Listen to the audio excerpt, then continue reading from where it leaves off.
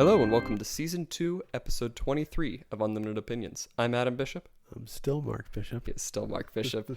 We are, of course, reading Jake Jackson's Myths and Legends, a book about world mythologies from around the world. We are still focusing on Indian mythologies, and this time we are covering the very short chapter on the legends of Shiva. What did you think of this chapter overall? My favorite part was the dwarf goblin. Well, I'm so glad to hear that. I'm sure we'll hear more about your opinions on the dwarf goblin later. Not just a goblin, but a dwarf.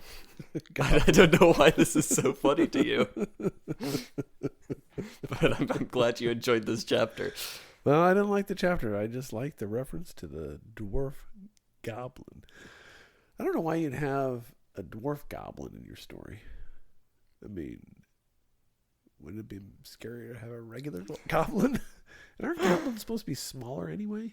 I could not tell you. The words for like monsters are kind of loose, especially when it comes to translating things from other mythologies. Yeah, like in the Lord of the Rings, they had goblins. Yeah. But they had a goblin king that was really huge. Well, in the movies, yes. In the books, no. In the books, he was... Yeah, in The Hobbit. Yeah, The Hobbit. And that was like my favorite song of all... Well, that's not true. I like when they sing low when they're going to go to the Lonely Mountains. Yes. Later in Frodo's house. No. Bilbo's house. Bilbo's house. Frodo was not born yet. Yes. That's a good song. That is a good song. The Misty Mountains, yeah. Yes, the Misty Mountain song. Yes. They should have had a jug. Don't blow into the mic. That is terrible. Well, that's what you got to do when you're doing the jug. I understand. You know, our listener may not understand how to play the jug. Yeah. Thank you for demonstrating. But yeah, my point was that when you're like translating, mythological things, it's very hard because like even our word for goblin or for troll, for example, are very different from like what they originally were, like what we think of them now. Why? Like a troll in there's so many different types of trolls. It comes from like Germanic mythology, Norse mythology. And they vary between the type of story that you're telling. Sometimes they are the big monstrous trolls. Sometimes they're little creatures that eat Catholics or Christians. What was the thing that was under the Billy Goat's gruff? That was a troll. That was a troll. So yes. That's kind of small, you would think. I don't know. It depends on how big the bridge is. That is true. I always envisioned it a very small bridge. Yes. But I was always curious why the goats couldn't jump. Because goats can jump pretty well. Yep. I don't know why they'd need a bridge. All right, but no, it was a very short chapter. Yes, it was a very short chapter. I don't know. What do you think? I liked it. Well, we'll get into that more, but I think I like the dancing. Yes, there was a lot of dancing. A lot of gyrating. Yes. Yes. Magical gyrating. Yes, true. All the gods were very impressed with it. Reminds me every time I go to the club. Oh my God. Get on the dance floor, everybody stops and looks at me. I don't think that's true. Saturday Night Fever. You ever seen that movie? I have not. It's probably for the best. It's really a dark movie. People think it's like, oh, disco fun. No. I think, isn't there a rape scene? I could not tell you. I have not seen it. I believe there is. And there's one guy that was like suicidal. I don't know. It was dark. It was dark. And the dancing is oddly not very good. The female lead can't dance. Oh, that's she unfortunate. She has less rhythm than me. That's now John Travolta. Very low bar, or very high bar, I guess. That's a very low bar to go under. Yes. Yes, it is. Because I set a low bar with bad dancing. Yes. Or I guess if you're looking the other way, a high bar of bad dancing. We should probably start discussing Shiva. We have spent 4 minutes on nonsense. In case you can't tell, we are, of course, in person again. Yay! That is the reason for all these ridiculous tangents and the nonsense that is happening. I feel like when we do it together in the room, it's much better. I do. You know why? Why? Because I can interrupt you. Yes, of course. I figured you would say that. My favorite part of the podcast is interrupting you. I know it is. I can't do it in Zoom. I've actually tried to wave at you. You get so into what you're talking about. Well, I have to look at the notebook I have, so I can't stare at your little picture on my screen. Detailed notes. Yes, I do. So, going back to the Legends of Shiva, the first little section about Shiva here is sort of just a little introductory message here. Yes. So Shiva was first known as the Destroyer. Restorer. And Restorer. Yes. Yes. For his work would balance that of the Triumvirate. For the other two sides... Triumvirate. That's how I say it. Triumvirate. Triumvirate. You say triumvirate? Triumvirate. I say triumvirate. Yes, well, thank you for the Tomato, interruption. tomato. We're back in action. For the other two sides were Vishnu the preserver and Brahma the creator, and in his early incarnations, Shiva was said to be Rudra of the Mahabharata.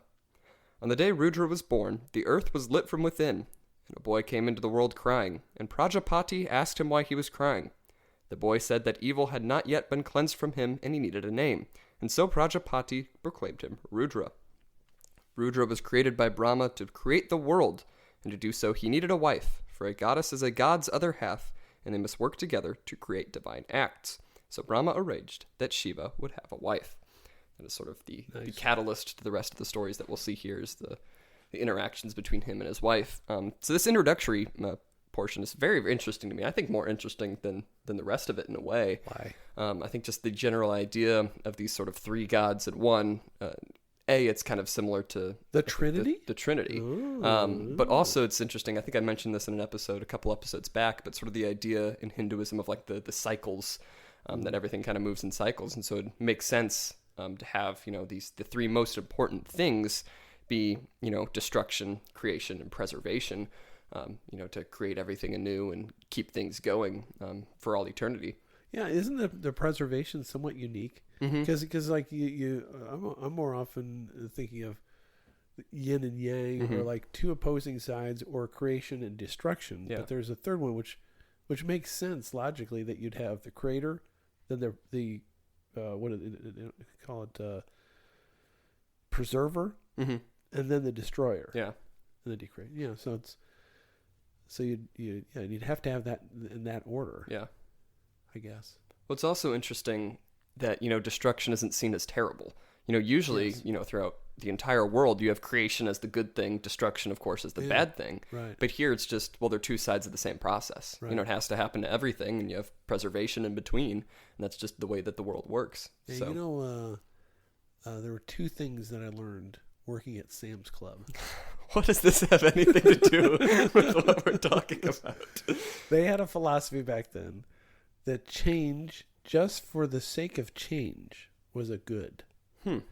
And because they felt that if you just change how you did things, you'd learn either a better way to do it, or that you were doing it right the first time, and then you go back to the first time. And they really believed it and followed it. And I remember one time we came into work and they're like, okay, next week we're going to flip the store. And, Sam's Club is a big outfit. Yeah. This was a bigger unit. And we're like, what do you mean? Well, all that stuff on it's like three main sections in a Sam's Club. Everything on the left, except for the big, we had the freezer units in the middle. So everything on the left third is going to be now the right third. We're going to move it all over to the other side. And then the right third was going to go somewhere else, because they didn't just flip those two thirds. They moved everything. It was crazy. And we did it. And people were just pissed. Where's all that stuff? Because they couldn't find anything. But the other thing that I always thought that was kind of interesting, and I thought it was true. It's kind of like destruction. Yeah. Is a good. Well, that's kind of what we see here, is that Right. destruction isn't necessarily just pure destruction. It's sort of the symbol of change. And we'll Correct. see that later on. Right. And the other thing, which isn't really relevant to this discussion, is hikti. High expectations are the key to everything. Huh. And they had that everywhere. They had it in the break room. They had it on the side of the big wall up front. And I really believe in that one. That high expectations are the key to everything. Why is that? If you don't have high expectations, you'll never achieve anything. That's true. You have to expect a lot of yourself. You have to expect a lot of others. Wise words from Sam's Club. Yeah, well, it's like Sam Walton was a brilliant guy, and I think they lost a lot after he passed away, and they went away from his philosophies, and there was just all about making money. He also didn't like selling alcohol. Really? Yeah. Interesting. Very interesting. As soon as he died, they started selling alcohol. Oh, that's kind of disrespectful. Yeah, that's so too. Well, I mean, they had some alcohol, but they really sold a lot after that. Yeah, I can imagine.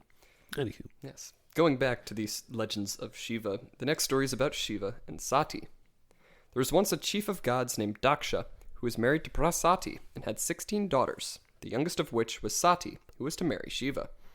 Daksha was not happy about this, for Shiva had once not offered homage to him, and so Daksha had cursed him to never receive of the offerings that were given to the gods. Did they use the word homage, or did you just come up with that? I might have just put that in there, but I don't know. It could have been in the reading here. You call it's homage. Homage. You're saying homage. Are you just homage? homage? Homage. Homage. Are you just criticizing my pronunciation? HOMAGE? Yeah, homage. Oh yeah, homage. What is this? What is the point of this? Go ahead. Okay. But as Dakshi was cursing Shiva, a wandering Brahman witnessed this and laid down a contrary curse that Daksha have nothing but the wastage of material goods and pleasures. As Sati grew older, she quietly worshipped Shiva, and it was soon time for her Swayamvara, in which she was to choose a husband from all the gods, princes, and great men who were invited, but Shiva was not among them. In despair, Sati called out Shiva's name and turned to leave, but Shiva was summoned by her call, and Daksha was bound by honor to marry his daughter to Shiva, and he begrudgingly did so. The couple then went to Shiva's palace in Kailas, where Shiva often wandered as a beggar with Sati, and it was on one such occasion that Sati received an invitation from Daksha to a great sacrifice, and Shiva explained that he could not come. Sati attended anyway in the clothes of a beggar, and she at once redressed Daksha for his treatment of Shiva. I'll read this section from the book here. But in the middle of her speech, her father broke in, calling Shiva nothing more than a goblin, a beggar, and an ashman. Sati, who had found great peace with her husband, announced, "Shiva's friend to all, father. No one but you speaks ill of him. All that you are saying his people know, and yet they love those qualities in him, for he is a man of peace and goodness." Sati paused now and thought for a moment. Then, with a fire that glinted from her eyes, she made a decision and spoke once more. A wife, when her lord is reviled, if she cannot slay the evil speakers, must leave the place and close her ears until she hears no more. Or if she has the power, she must take her own life, and this I will do, for I am deeply shamed to have a body that was once a part of your own. So it was that Sati released the fire within her and fell at the feet of her father. Sati was dead. The news of Sati's death reached Shiva in seconds, and his eyes grew red and gold, calling forth a demon that he ordered to go to the assembly and destroy Daksha's sacrifice. And the demon did so, cutting off Daksha's head and returning to Shiva, who was deep in meditation. Brahma then prayed to Shiva and asked him to pardon Daksha and to ease the suffering of the attending gods. I'm going to again read from the book here. So Shiva lifted himself from his deep dreams and proceeded to Daksha's home, where he permitted his dead wife's father the head of a goat, which would allow him to live. Shiva was invited then to the sacrifice and allowed to partake of the offerings. Daksha looked upon him with reverence, and as he did so, Vishnu appeared on the back of Garuda. He spoke then to Daksha with a gentleness that touched the hearts of all who saw him. Only the unlearned deem myself and Shiva indistinct. He and I and Brahma are as one. We have different names, for we are creation, preservation, and destruction, but we three make up one as a whole. We are the tribune self. We pervade all creatures. The wise, therefore, regard all others as themselves. And then as the crowds cheered and saluted these most wise and noble gods, the three parts of the universe left and went their separate ways. Shiva to his garden, where he fell once more into the solace of his dreams. So what do you think about this section about Shiva and Sati? I was a little put off by the goat head thing. Really? I don't like. Well, goats can be cute, but they have really big eyes, and they're separated, like on the other sides of their head. Yes. And they have like dragon eyes, like they have the slits, the opposite direction. But so that was kind of random. So I don't know if that was the supposed to be the main takeaway from the story, but I'm glad you pointed that out. Getting freaked out by the dude going on, bah. Come back. Like Goat Boy from the Saturday Night Live. You ever see Goat Boy skits? I have not seen the Goat Boy skits. They are really funny. I have to check them out. It's a Goat Boy character. And I can imagine by his name being Goat Boy. It's pretty funny. You should watch it on YouTube's. Right. Yeah, I don't know what I think about it. It's obviously he was pretty upset. His wife killed herself. I thought it was a little drastic on her part, and then don't mess with this Shiva guy. He called up that crazy dragon and killed all this stuff. So it seemed almost Chinese with the dragon reference. Did it say dragon? I think it just said demon. Oh, well, what's the difference? Well, I don't know if a demon necessarily has to be a dragon. Oh. Did I not? Did I read that? I thought it was I really did think it was a dragon. But Yeah, I think it's a demon. Never says dragon. I think you just made that up. Well, his eyes glowed red and then gold. Yes. Fourth a demon, yeah. Yeah, not demon a dragon. Kissed his feet. Yeah, you're right. It could be a dragon. I don't know, but it was certainly a demon. No, okay. Well, I don't know. What do you think? I thought it was an interesting story. I think the concept of marriage here is almost very different from what we've seen in the past stories about Indian mythology. I mean, what we've seen is very polygamous. Yeah, here we see one man yes. very devoted. And then in the previous section, it says that a god is incomplete without the goddess, and that's where he derives his power. Right. So it's kind of interesting, where the multiple wives would play into that. Evidently, they don't, because these guys are mundane. Unless, like, a wife is an additional 50% power. So the more wives you have, the more power you have. They're like batteries. I really feel I don't like think that's there's a diminishing return. Mm. The more wives you have, the less power. I think it's like a circuit on a battery. You have the positive and the negative, and that powers something. I think if you add anything else in there, you're just corroding the whole process. That's lovely. That's the philosophy of Shiva. I read that somewhere. You did not. You did not read that somewhere. Electromagnetism. They did that back in India. What are you talking about? You're absolutely right. Though I did not pick up on the fact that she's so devoted to him that if her dad criticizes the guy and doesn't invite him to this party or whatever, so she kills herself, and then. Well, it's not just a party. He's one of the gods. He's part of this whole pantheon. Well, I mean, I think it's important to point that out. All right. Thank you. You're welcome. And then he's so pissed that she killed herself that he rips off her father's head and replaces it with a goat. Yeah. I also think the curse that was put on Daksha is interesting, because it's not like he was cursed to never have any possessions. He was cursed to always have material possessions and then be worse off for it. It reminds me a lot of Buddhism. Kind of what we just talked about the past couple episodes. Yeah, there's also references to them dressing as beggars and being among the people searching for stuff. So. Yeah. So definitely an emphasis on, you don't need material goods. Truth. In this story. Truth. Yes. There's loud noises for being... Oh, yeah. Yes. All right. Well, we're getting into Shiva's dance, so maybe the drummers are getting warmed up. Is that what that was? That was the drummers, yeah. So the last story in this section is that of Shiva's dance. Shiva dances to mark change, and when Sita's body was burned, he danced so furiously that he spun around the world 7 times before he was stopped, and the gods promised to restore Sita to him. And they did so, bringing her in their form of Uma, or mother, and Shiva was now Nataraja, the king of the dance. Shiva once heard word that in the forest of Taragama, 10,000 rishis had become heretics, and so Shiva summoned Vishnu to become a beautiful woman and accompany him to the forest as he dressed as a yogi in rags. As soon as they entered the forest, they were set upon by the rishis' wild wives, who desired Shiva, and the yogis themselves wanted Vishnu. However, they soon realized something was not right, and the rishis began flinging curses at them, calling a mighty tiger who lunged at Shiva, but he removed its skin whole and wore it as a shawl. The rishis summoned a serpent more terrible than Kaliya, but Shiva wrapped it around his neck and began to move, even as a terrible dwarf goblin appeared, swinging his club, and Shiva still began to dance. I'll read this last couple paragraphs from the book. The heavens opened and the gods lined the walls, anxious to witness the splendid fervor of Shiva in action. The rishis watched in amazement that fed their diminished belief, so that they threw themselves down before Shiva and proclaimed him their most glorious god. Shiva's dance lived on in their memories, and Shiva and his dance were invoked on more than one occasion by everyone who had borne witness. Some believe that when devotion is fading, Shiva will appear and dance.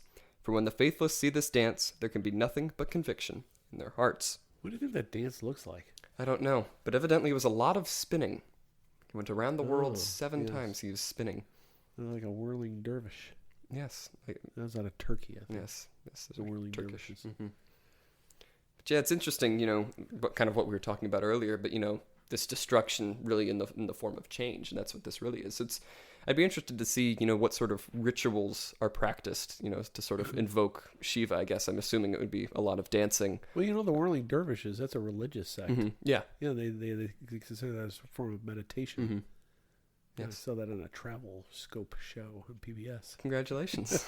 So there you go. Yeah, maybe you want to take up whirling dervishing. Or dervish whirling? I don't know. So maybe it is something like that. Yes. I am kind of curious as to the representations of the type of dance. What do you think it is? A bunch of bouncing around? Do you think it's swirling around? Or I don't know. I'm sure we can look it up. Gyrating? I don't know.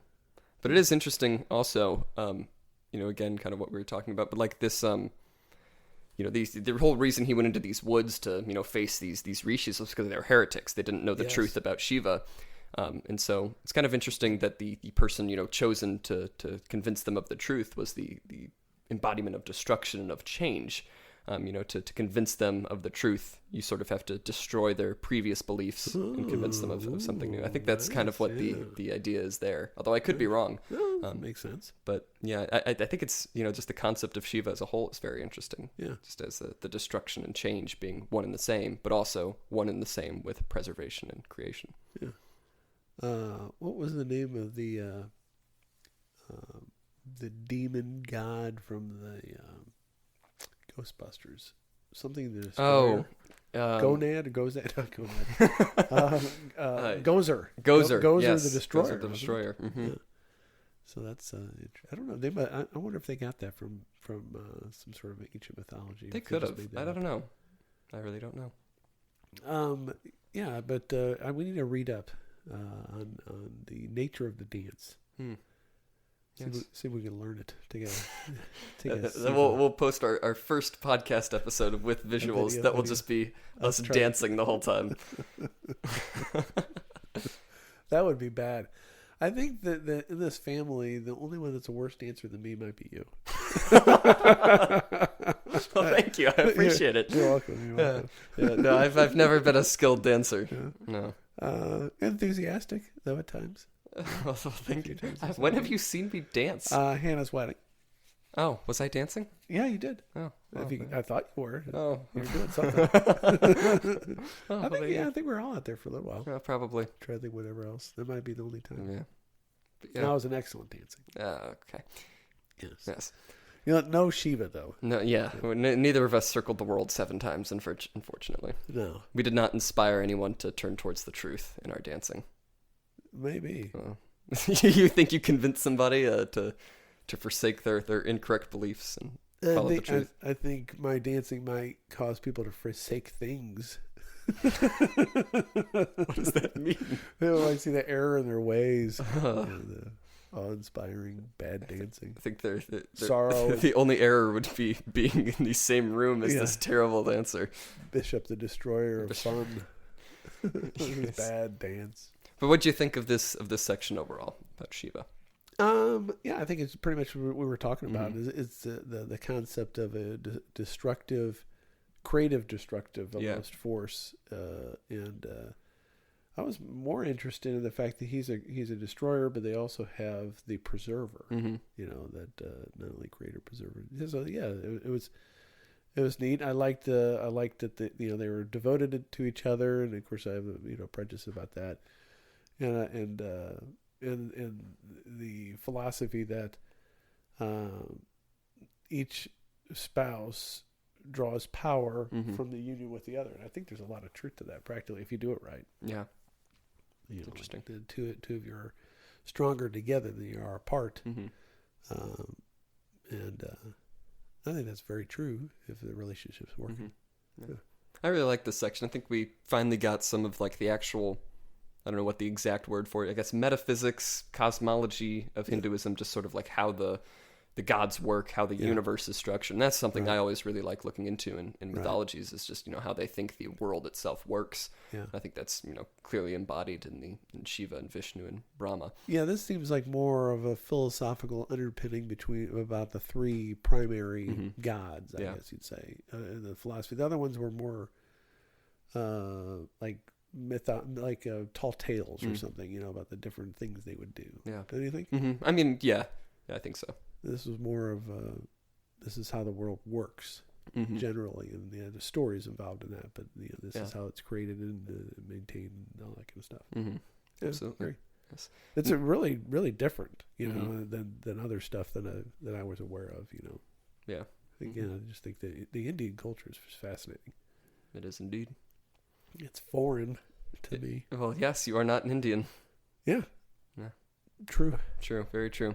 Next episode, we'll be covering miscellaneous myths. This will be the last section on Indian mythology. So what's after the Indian mythology? After Indian mythology, Native American, I think. Ooh. And after that, Norse and Scottish. And then we'll be done. Huh.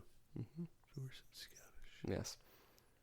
But yes, so that's something for our listeners to look forward to. And, I have very particular, and I might have to censor myself. Oh, dear. With regard to the Native American issues. I don't know what that means. All right. So yeah, that to look forward to. Well, there might be a whole lot of editing coming forward in the next couple episodes. I'm also going to try to convince you to record a few episodes while I'm home. See if we can get some in person done before I leave again, because they're also always better when we're in person. I agree. I'm much better that way. Yes. I have to be. I think half of the enjoyment for our one listener is to listen to me interrupt you. Either that or it's just so frustrating. Yes. Because it's probably more frustrating because I interrupt you a lot. Yes. I have a feeling that any regular listeners are not actually here to listen to us talk about mythology per se, but just to see whatever comes to mind when we start talking about these things, because it's very hard to keep us focused on mythology, especially when we're in person. I disagree. Really? I think we're very focused on the subject at hand. I think you do a great job of summarizing them. And I think our color commentary between the two of us does a lot to flesh out the meaning behind these myths and the philosophical and theoretical underpinnings in these great stories. Well, I hope so. Don't you think so? I think so. I think so. Huh. I think so. Yeah. Yes. Well, thank you. That was a very uplifting message. Next week, I am the destroyer. This week, I'm the uplifter. Yes. Yeah. Yeah. So this has been a season 2, episode 23 of Unlimited Opinions. You can, of course, follow us on Twitter. Where at? At ULMTD Opinions. You can let us know what you think of the podcast. Tell us what we did wrong, what we're doing right. Has anybody commented on a regular basis? Oh, absolutely not. Oh, okay. Yes. Yeah, So just our season 1 listener and our season 1 winner and our season 2 winner of the T-shirt competitions. Nice. Those are the only tweets we've got. Okay. But really? Huh. Yes. I guess I'm not doing a good enough job of promoting these tweets. Well, I think our contests work. They're 100%. 100% return. That's true. We only spent literal months on the first one before somebody finally tweeted at us. But yeah, if anyone's bored out there and wants to tweet at us, I will most definitely respond, because I have nothing better to do, and we have never gotten any tweets. I don't think you... Yeah, that's not true. You have plenty to do. Do I? You're always doing stuff. I guess that's true. But I will always make time to respond to our listeners. That's right. That's a better way to put it. Like, it was more desirable, not like you're some pathetic loser waiting for somebody to tweet at that's not the image I was trying to make there. Oh, please tweet at me. Tweet. Thank you for the sound effects.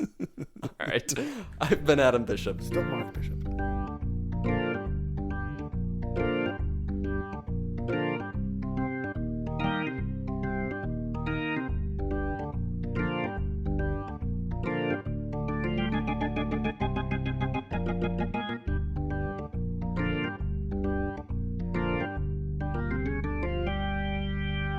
That was an interesting episode there. Yes, excellent stuff. Yes. Thank you, Mark Bishop, the Destroyer. Goes on.